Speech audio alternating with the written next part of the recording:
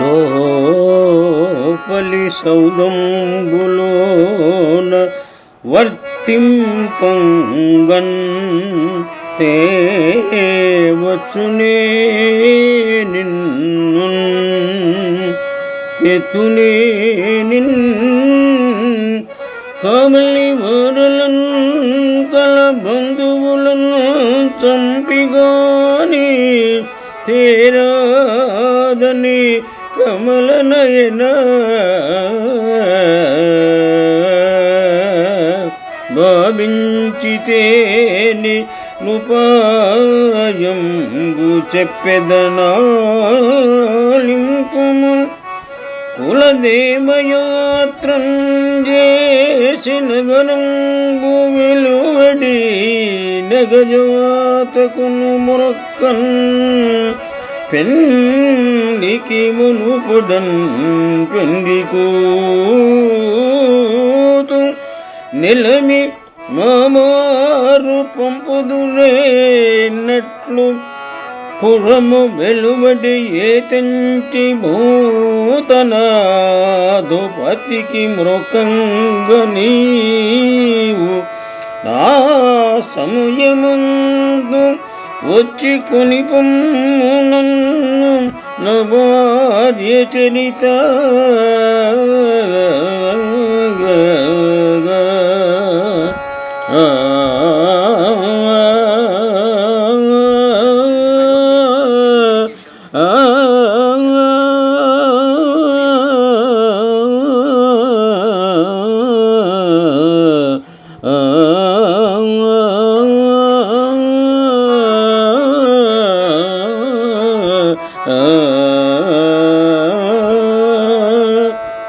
పోతన మహాభాగవతం దశమస్కంధము నుండి ఈ పద్యము గ్రహింపబడినది.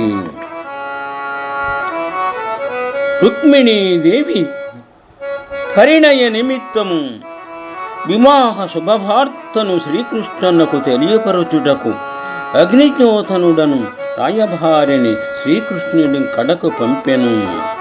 ఆ సందర్భమున రాయభారి శ్రీకృష్ణునకు సందేశమును తెలిపినారు.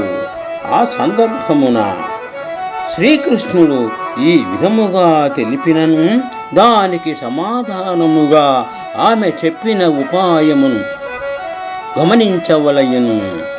ఈ పద్యభావము: రుక్మిణి, నీవు కన్యాంతఃపురములో ఉంటావు కదా, నిన్ను వెంటబెట్టుకొని వెళ్ళడానికి ఎలా శక్యమవుతుంది?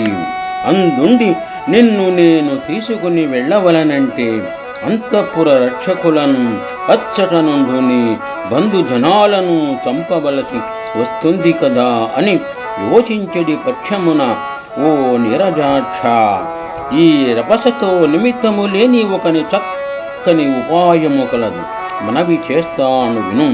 పెళ్లికి ముందుగా పెళ్లి కుమార్తెను మా ఇలవేల్పు మంగళగౌరికి మొక్కించుటకై మా వారు పట్టణము వెలుపల నుండు పార్వతీ దేవి ఆలయమునకు మొక్కు చెల్లించడానికై పెళ్లి కూతురును పంపు ఆచారము ఉన్నది.